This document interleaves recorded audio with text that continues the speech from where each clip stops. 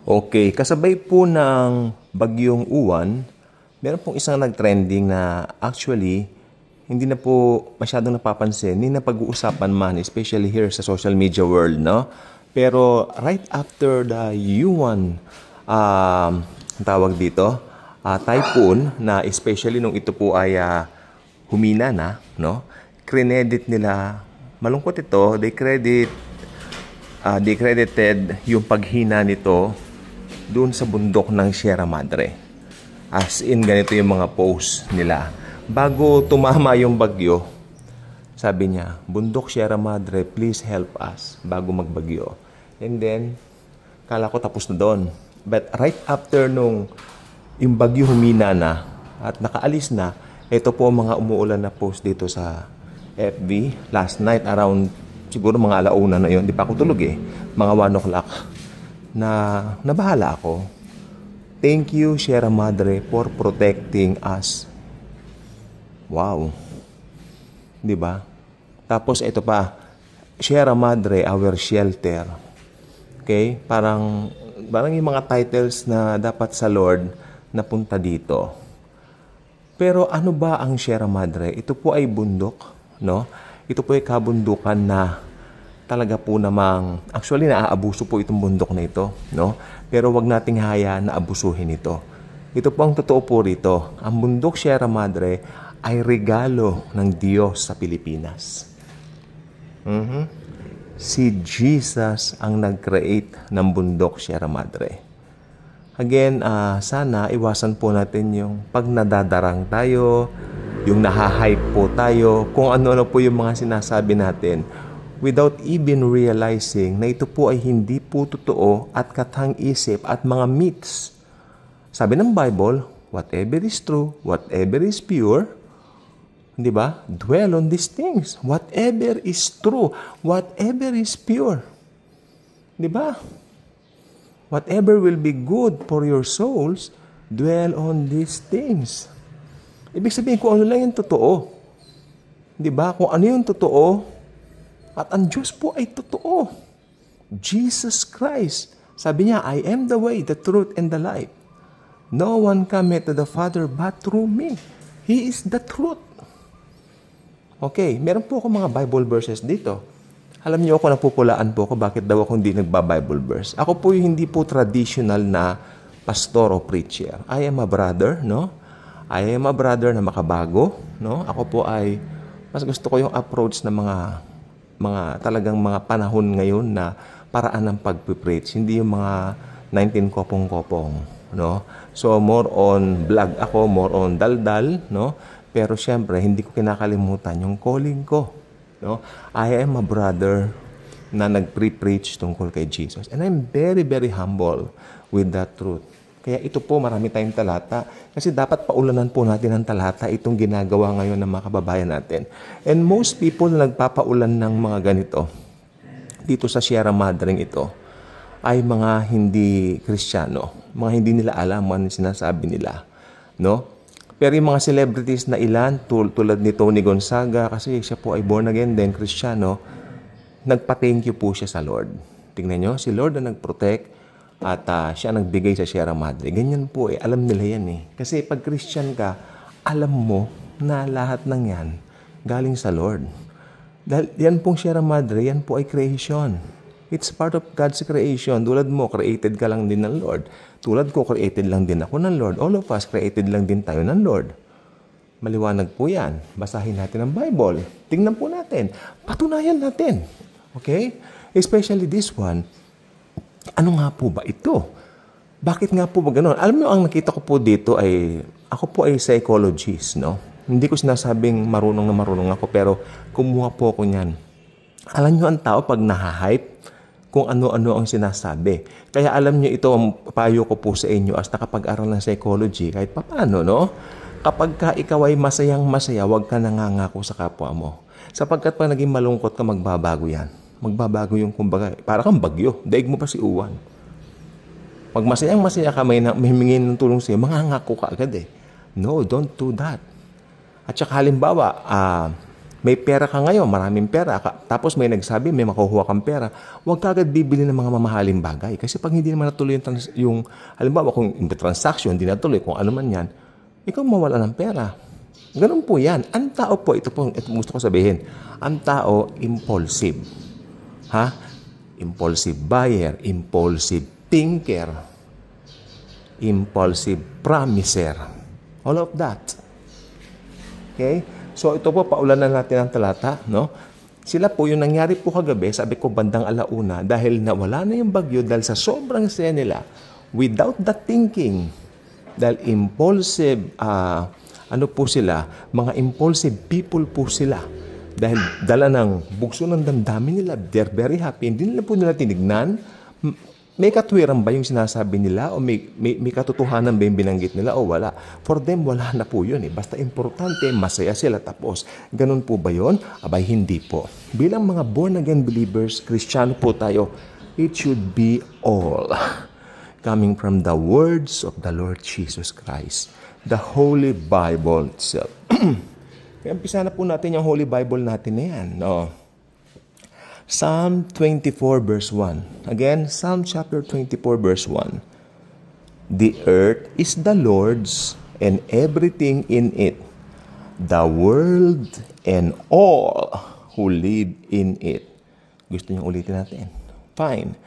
The earth is the Lord's and everything in it, the world and all who live in it. Tagalogin natin ha, ipaparaphrase ko siya. Lahat ng nasa mundo ay sa Panginoon at lahat ng nandoon, ang daigdig na ito at ang lahat na nakatira dito ay sa Panginoon. Maliwanag ba sa sikat ng buwan? All of these things kay Jesus. Okay? Siya ang nag-create. Meron pa. Marami po ito, no? Psalm 148:9. Okay, Psalm chapter 148 verse 9. Praise Him, all you mountains and hills. Praise Him, all you fruit trees. Baka gusto yung ulitin natin sa English.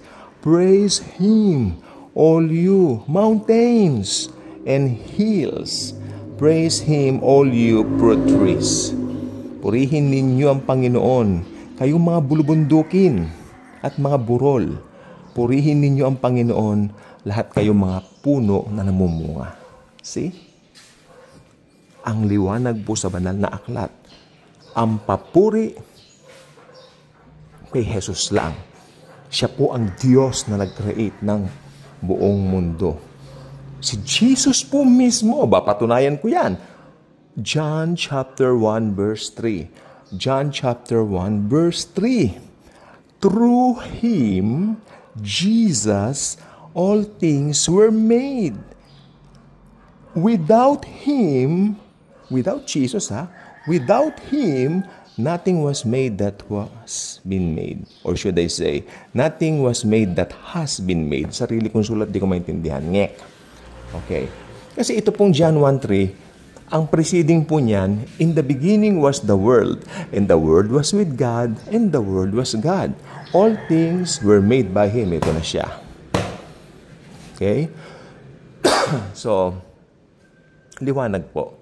Si Jesus po ang creator ng mundo. Tagalogin natin yung John 1:3. Sa pamamagitan niya, ni Jesus, lahat ng bagay ay nalikha. At kung wala siya, walang bagay na nakikita natin ngayon ang nalikha. Sobrang linaw po sa banal na aklat. Okay? Meron pa po tayong aklat dito. Marami tayong Bibles dito ng verses. Psalm 102 verse 25. I hope you are writing it down. Ulitin na lang yung video kung gusto nyo. Psalm 102 verse 25. In the beginning, O Lord, You laid the foundations of the earth, and the heavens are the work of Your hands. Okay. Ito po Old Testament yan, Psalm Psalm 103:25. Ulitin ko, in the beginning, O Lord, You laid the foundations of the earth, and the heavens are the work of Your hands. Sa Hebrews chapter 1 verse 10, ito po ang nakasulat, in the beginning, O Lord, You laid the foundations of the earth, and with Your own hands, You created the earth. God the Father ang nagsasalita rito sa Hebrews. Sabi niya, in the beginning, O Lord, tinawag ng God the Father na Lord si Jesus. In the beginning, O Lord, you laid the foundations of the earth. And with your own hands, you created the whole world. It was Jesus who created the world.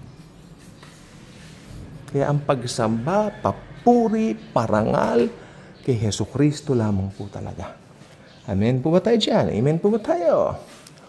Ito na po, isang nakakatakot na aklat. Pag narinig na yung Revelation, they thought parang mga doom and gloom, mga katatakutan. Pero hindi po. Revelation is the love of Jesus for His church. Makikita niyo po dyan, ni-rapture niya na ang church. Wala na ang church from chapter 4 onwards. Ni-rapture na ng Lord, di ba? So, it's very, very clear there. Revelation chapter 5 verse 12. And they sung in a mighty chorus, Worthy is the Lamb who was slaughtered to receive power and riches and wisdom and strength and honor and glory and blessing. Uulitin ko. And they sang in a mighty chorus. Ibig sabihin, inaawitan nila ang kordero. Sino ba ang kordero? Si Jesus. Worthy is the Lamb who was slaughtered. Kaya nga may kantang Hillsong Worthy is the Lamb seated on the throne. Baka makapiratnin tayo. Yari tayo dito. Worthy is the Lamb who was slaughtered to receive power. To receive power and riches and wisdom and strength and honor and glory and blessing. Kay liwanag. Pero alam niyo, tutuwa po ako. Doon po sa comment section, mga Kristiyano yung nagko-comment. Lahat ng papuri kay Lord lang. Iba nagagalit pa. I love it. Kasi makinig po kayo mabuti, importante po to. If you are already born again Christians at nakita niyo pong ganito, magko-comment kayo, talagang medyo na-upset kayo, natutuwa po ako. Kasi you know your Bibles. Palapakan natin yung mga sarili natin. You know Jesus. You know His ways. Ayaw niya nang basta-basta binabaliwala ang Lord. Lalo na, binibigay nila yung credit. Let me tell you a story what happened to King Herod. Alam niyo si Herod, no? Yung matanda na siya. Dahil sa takot sa kanya ng ilang mga tao doon, pinapurihan nila si Herodes. Wow! Kanya. Dahil gusto nila, alam niyo yung parang aanuhin nila siya, yung parang, ang tawag ito, uutuin nila siya para hindi sila parusahan. Kasi may kasalanan itong mga taong ito kay Herodes. At si Herodes mo, pumapatay agad niya. Pag naisip niyang papatay ka, ipapapatay ka lang niya. Ganun lang kasisiw. No? Okay, Herodes. Kaya nung nandun yung mga taong yun, si Herodes, ang ginawa niya, nagkorona siya, humawak siya ng setro, lumabas siya sa bulwagan, yung mga taong ito na gusto siyang utuin, sabi niya, wow! Isa kang Diyos, kanila. Sabi niya, wow, isa kang Diyos. Maliit na D ang ginamit. Sa English, small g. Okay? Tapos si Herodes naman, agad in-strike ng angel of death. Maliwanag po yan sa Bible. Agad siyang in-strike ng angel of death. Why? Dahil inangkin niya ang papuri na tanging kay Hesus Kristo lamang nauukol. Kaya pag hindi nauukol, hindi bubukol. Ibig sabihin, hindi magbubunga ng mga mabubuting bagay. Kaya namatay si Herodes, at ang banggit ng Biblia, siya ay inuod. Inuod ng kadiri to death sa harapan ng mga tao na pumuri sa kanya. Huwag kayong mag-alala, meron pa akong verse dito. Umuulan tayo ng verse, ano? Minsan-minsan lang naman to pagbigyan. Romans chapter 1 verse 25. Ito po ang ginagawa ng mga kasalukuyan, mga tao ngayon, without any knowledge from the Word of God. They traded the truth about God for a lie. So they worship. So they worship and served the things God created instead of the Creator Himself. Instead of the Creator Himself, who is worthy of eternal praise. Amen. mas binigyan nila ng pagsamba ang mga bagay na nilalang kesa doon sa lumalang mismo na ang Diyos, na alam naman natin na ang Diyos, He deserved all the praises, all the honor, all the glory. All the praises, all the honor, all the glory belongs only to Jesus Christ, the Creator of the universe. So ang Sierra Madre po, anong kalooban ng Panginoon dyan? Alagaan natin, mahalin natin, at ipagmalaki natin bilang bigay ni Jesus sa Pilipinas na yaman ng bansang ito. Huwag nang abusuhin, huwag putulin ng mga puno sapagkat nakita po ninyo ang pamamaraan ng Panginoong Jesus, ibinabangga niya ang mga malalakas na bagyo sa kanyang mga creation. Nilagay po ni Jesus ang perpektong bundok na yan, diyan mismo, para protektahan niya ang Pilipinas sa oras ng mga bagyo. Tapos tayo rin po ang sumisira sa mga bundok na ito. Kaya wag po nating hahayaan. Ang revelation po dyan, ganun man ang mga actuations na ibang mga kababayan natin na hindi alam ang Biblia, pero sa ating mga mananampalataya, ipagsigawan natin na alagaan natin ang bundok Sierra Madre, ganun din ang bundok Cordillera. Dahil ang mga ito po ay natural.